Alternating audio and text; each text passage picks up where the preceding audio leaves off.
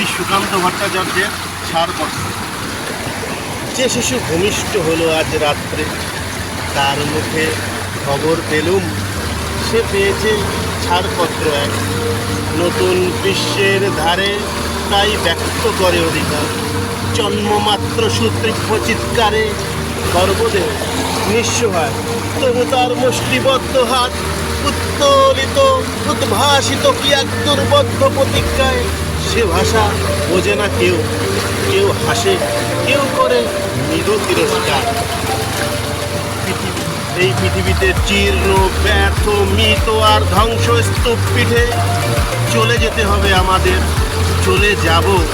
তবু যতক্ষণ দেহে আছে প্রাণ, প্রাণপণে পৃথিবীর সরাবজঞ্জাট এ বিশ্বকে আমার বাসযোগ্য করে যাব।